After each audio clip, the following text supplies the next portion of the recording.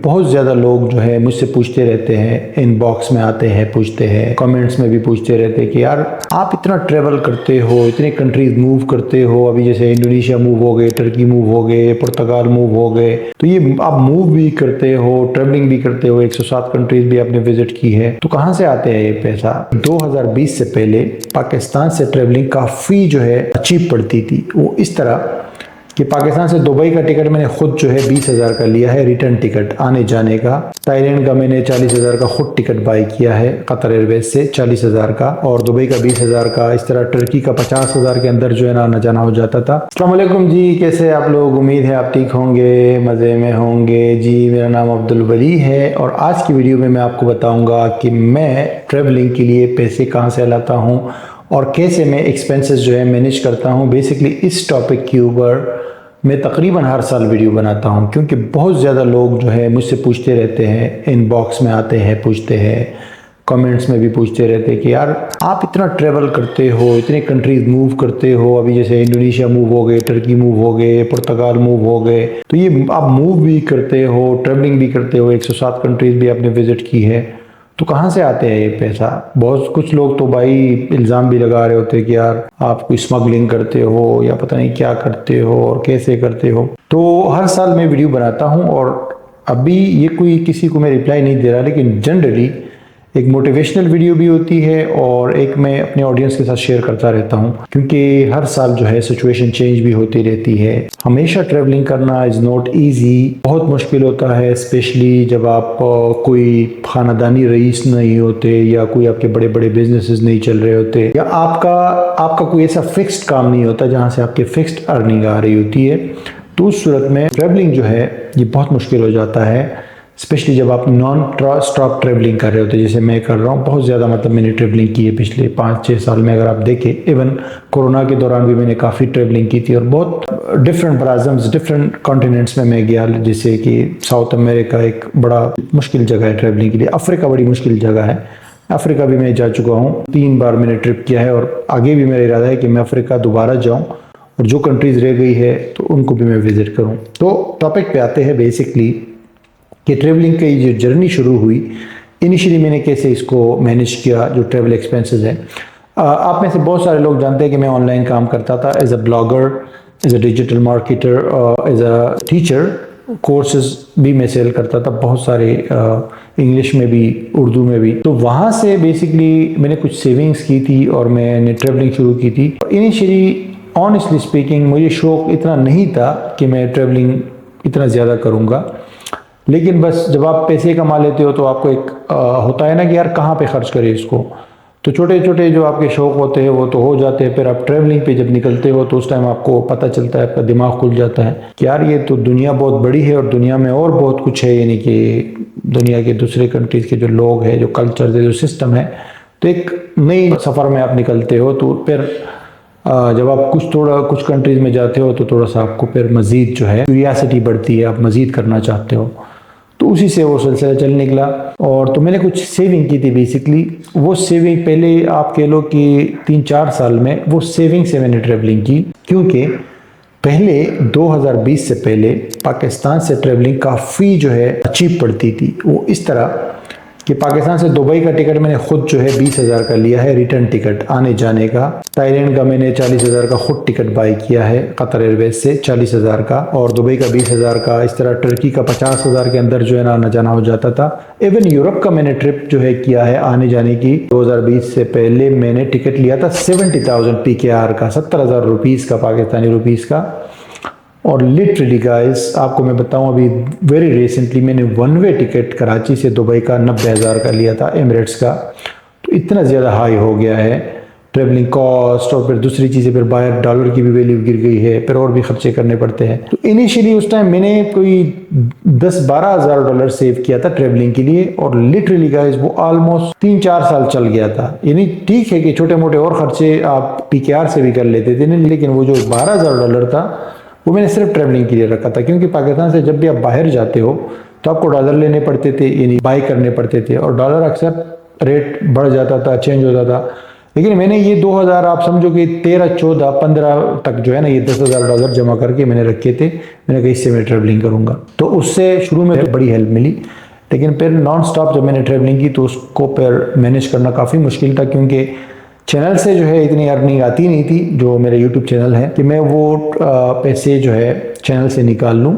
थोड़ी बहुत अर्निंग ज़रूर आती थी चैनल से, इतनी अर्निंग आ जाती थी कि आपका 30 to 40% या 50% खर्चा जो है वो चैनल से निकल आता था, जो ट्रैवलिंग पे खर्चा आता था।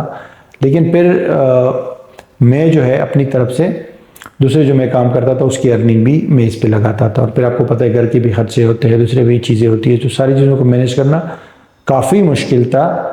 लेकिन सेविंग काफ़ी अर्से तक मैंने चलाई। फिर उसके बाद जो है मेरे चैनल से कुछ अर्निंग आई, तो सारी चीज़ें मिला के मैंने इसको अभी तक कंटिन्यू किया हुआ है। और पिछले कुछ अरसे से मैं ट्रैवलिंग भी नहीं कर रहा। बेसिकली आपको पता होगा, आपने अक्सर देखा होगा मैं बैठ के वीडियोस बनाता हूँ इस चैनल पे ख़ास तौर पे, ठीक है। तो ये सिलसिला चल रहा है फ़िलहाल, लेकिन ये ईजी नहीं है, ये बड़ा मुश्किल है।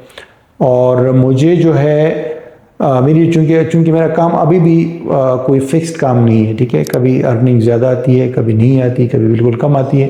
लेकिन जब भी पैसे आते हैं तो ट्रैवलिंग मैं प्लान कर लेता हूँ, ठीक है। ऐसा फिक्स्ड कोई मेरा वो नहीं है कि मुझे इस महीने जाना है या उस महीने जाना है या इतने दिनों में इतना टूर करना है। जब भी जेब में पैसे होते हैं मैं निकल पड़ता हूँ, नहीं होते तो बैठ जाता हूँ, ठीक है। तो एक चीज़ तो ये है। दूसरी चीज़ ये है कि ट्रैवलिंग एक ऐसी चीज़ है कि इसके लिए इतना ज़्यादा पैसा आपको रिक्वायर्ड भी वैसे नहीं है अगर आप अकेले करते हो। अगर आप फैमिली के साथ ट्रैवलिंग करते हो तो फैमिली के साथ ट्रैवलिंग पे बहुत ज़्यादा खर्चा आता है। लेट्स से आप 5 बंदे हो, चाहे उसमें बच्चे हैं, छोटे हैं, बड़े हैं, डजंट मैटर। लेकिन अगर आप 5 बंदे जाओगे तो 5 बंदों के टिकट लगेंगे, उनके फिर होटल्स अलग होंगे। स्पेशली अगर आप यूरोप साइड पे निकलते हो तो उस पर बहुत खर्चा हो जाता है। उसी फैमिली के साथ आपका एक ट्रिप, अकेले मैं अगर 5 से 6 ट्रिप्स भी कर लूँ ना तो वो उतना ही खर्चा आएगा। तो इसीलिए आपने देखा होगा कि जब मैं ट्रैवलिंग पर्पज़ से जाता हूँ, एक्सप्लोर करने के पर्पज़ से ज़्यादा, फिर वीडियोज़ वगैरह भी बनाता हूँ, तो मैं अकेले ट्रैवल करता हूँ, जो कि वो इतना महंगा नहीं पड़ता। फिर मैं क्या करता हूँ कि मैं बेसिकली माइल्स जमा करता हूँ। मेरे पास कार्ड होता है बैंक का, जो बेसिकली तुर्की से मिला है, तो उस पर अच्छे माइल्स मिलते हैं। तो वो कार्ड जब शॉपिंग करता हूँ, कुछ भी ख़रीदता हूँ, तो उस कार्ड से मेरे पास काफ़ी सारे पॉइंट्स जमा हो जाते हैं, जिससे अक्सर मैं फिर फ्री वाली फ़्लाइट भी ले लेता हूँ। और वहाँ पे अक्सर कंट्रीज़ में आपने देखा होगा कि मैं जाता हूँ तो मैं बड़ी चीप होटल्स में रहता हूँ, यानी कि सस्ते कम पैसों वाले, या हॉस्टल्स में रुक जाता हूँ। और खाना पीना जो है वो भी मैं रेगुलरली जो है, कोई हर जगह पे पाकिस्तानी फूड के चक्कर में नहीं निकलता कि पाकिस्तानी फूड जो है लाजमी मुझे चाहिए। अक्सर जगह पे एक्सपेंसिव होता है ना पाकिस्तानी फूड, तो मैं नॉर्मली कुछ ना कुछ मिल जाता है खाने को, लोकल फूड मिल जाता है या कोई और ऐसी चीज़ मिल जाती है। तो इससे थोड़ा सा एक्सपेंसेस जो है वो मैनेज हो जाते हैं, कम हो जाते हैं, यानी कि। तो फिर यूट्यूब की अर्निंग से भी ये पॉसिबल होता है कि मैं ये चीज़ें करूँ। बाकी जो दूसरे मैं काम, अभी भी मैं टीचिंग करता हूँ, मेरे अभी भी कोर्सेज जो है पड़े हुए हैं मुख्तलिफ प्लेटफॉर्म्स पे, 2-3 प्लेटफॉर्म्स पे इंग्लिश में पड़े हुए हैं। और उर्दू में मैं भी नहीं कर रहा, लेकिन उर्दू का भी अभी रिसेंटली मैंने उर्दू के एक प्लेटफॉर्म जो है उस पर दोबारा काम किया है, तो उसको मैं इंशाल्लाह जल्दी लॉन्च करूँगा। उसमें उर्दू की कोर्सेज है, जो मेरे अपने कोर्सेज है, फिर मेरे साथ और टीचर्स है। और इंग्लिश के तो मेरे कोर्सेज है, वहाँ से मुझे कुछ ना कुछ अर्निंग आती है, जिसकी वजह से ये सिलसिला चल रहा है। तो वो लोग जो कहते हैं कि यार आप किस तरह, कहाँ से पैसे आते हैं आपके पास इतने ज़्यादा, और कहाँ से आप जो है ना पता नहीं कोई करोड़पति अरबपति मुझे समझ रहे, तो ऐसा कुछ भी नहीं है मेरे भाई। अभी भी मैं वही मेहनत करता हूँ और वही अपना काम कोशिश करता हूँ कि अपने ख़र्चे जो है उसके पैसे निकाल के उससे ट्रैवलिंग भी थोड़ी बहुत हो और बाकी भी चीज़ें हो, ठीक है। और मेरे पास बाकी कोई इतनी ज़्यादा जमा पूंजी नहीं है, और ना कोई मैं करोड़पति आदमी हूँ, और ना बाप दादा की तरफ से मुझे कोई जायदाद मिली हुई है। बिल्कुल ज़ीरो से मैंने स्टार्ट लिया था औरंगी टाउन कराची से, और ये सिलसिला अभी तक चला है। और अगर मुझसे हकीकत और सच्ची बात पूछी जाए तो मुझे ख़ुद भी अभी तक यकीन नहीं आ रहा कि ये कैसे हो पाया है, यानी ऊपर वाला ही चला रहा है निज़ाम। मुझे ख़ुद से अगर आप पूछो तो शायद मैं, अगर शुरू में आपसे पूछते तो मेरे जहन में तो ये भी नहीं था कि मैं सिर्फ दुबई तक जा पाऊँगा। ये 107 कंट्रीज़ जो अभी तक विज़िट हो चुकी है, तो इसका तो सोच भी मैं नहीं सकता था कि इसमें अमेरिका भी, यूरोप भी, और इस वक्त मैं यूरोप में ख़ुद बैठा हुआ हूँ। रेजिडेंसी है मेरे पास यूरोप की, इंडोनेशिया की रेजिडेंसी है, दुबई की है। तो ये तो बहुत बड़ी बात है, लेकिन मैंने तो कभी सोचा भी नहीं था कि मैं शायद दुबई तक जाऊंगा विज़िट के लिए, तो शुक्र है। और दूसरी बात यह है कि आई एम थैंकफुल और ग्रेटफुल इस हवाले से कि, और मेहनत इसके लिए बहुत की है, कोई बाय लक नहीं हुआ है। कुछ लोग कहते हैं यार आप बड़े मज़े कर रहे हो, बड़े आपकी किस्मत बहुत अच्छी है, इसके लिए बहुत ज़्यादा मेहनत करनी पड़ रही है, पहले भी की है और अभी भी मेहनत करनी पड़ती है। इट्स नॉट लाइक कि एक प्लेट में केक नहीं है, ठीक है जी। लेकिन वही बात कि मैं आपको ये कहूँगा कि कोशिश से चीज़ें हो रही है और यहाँ तक जर्नी चल पड़ी है, उम्मीद है कि आगे भी चलेगी।